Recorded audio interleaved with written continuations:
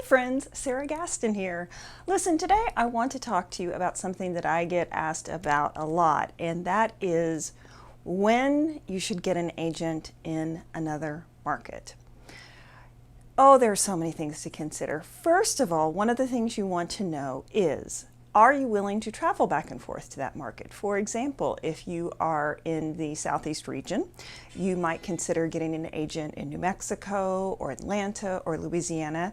That's all great and well, but if you get a call back and they want you to fly there, drive there, take a mule, take a dragon, whatever, you've got to be able to get there for that callback, probably on a moment's notice, and it may cost you a pretty penny because flights at the last minute cost money. Now here's the caveat. At the moment, we're in the middle of a pandemic and they're a little bit more lax, and a lot of the callbacks are on Zoom. And sometimes, as always, they might cast directly from a tape for a smaller role. But that being said, are you willing to travel? Are you able to travel?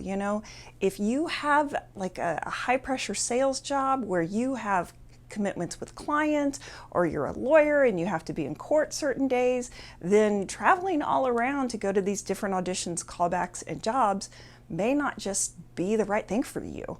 So you want to consider that. You want to consider how much travel time and commute time you're willing to put in order to go to those other markets. Another thing that you want to consider is sometimes in those markets, they want to hire you local hire or modified local hire. There are different versions of this depending on what sort of arrangement they make with SAG and with your agent. But what that can mean is, yeah, you can book the job, but when you book the job, you're going to have to take care of your own travel expenses. So even if you actually book the job, they may not be willing to fly you out there. They may not be willing to pay for your hotel. They may not be willing to give you a per diem, right? So that means you foot the bill for all your travel, and you foot the bill for all your bookings, or sorry, your hotel booking or whatever, and you're only left with the paycheck for the actual job. Now here's the thing, it may be worth it for you, okay? There are a couple of jobs I've done in Atlanta. I knew they were local hire only, but I knew that they would get me some great footage, some great exposure, and so I was willing to do that. But you've got to decide if you're willing to do that, because that's what a lot of these casting directors are asking. Will you work local hire or modified local hire? Another thing you want to consider is basically whether you want to do all that traveling, right? Not only are you able, do you want to do all that traveling? Because pre-COVID, driving back and forth from, say, Houston to New Orleans for a callback, may not be your cup of tea, okay? That's quite a drive.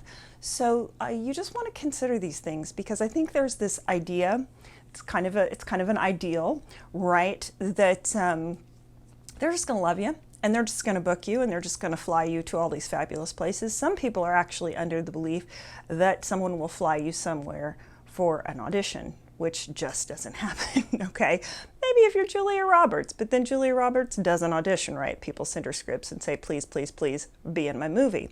So same thing with having an LA agent. A lot of people say, oh, I want to get an agent out in LA. Great idea. Are you willing to travel back and forth? Can you travel back and forth? Because when they're ready to go, they're ready to go. And if you can't get your booty over there, they're going to lose interest. In fact, almost every agent in Los Angeles will say, if you can't be in LA, we're not going to represent you. Call us when you get here. Call us when you're here to stay. So I hope this was helpful. These are some things to think about when you're considering getting an agent in another market.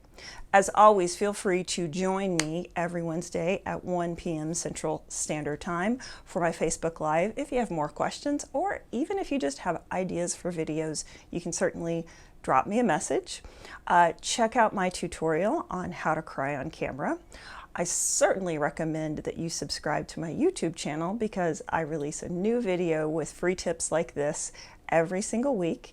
And if you want all the juicy goodness, I would say subscribe to my email list, which can be found on my website, www.sarahgaston.com. No H, because there are some things I send out on email, just information about the state of the industry and just general support information that I don't share anywhere else. Anyway, my friends, please take care of yourselves, stay safe, and as always, break a leg out there. Okay, I'm sweating a little bit and I feel a little bit like that crab in Moana, the real fancy crab who's like, I'm so shiny.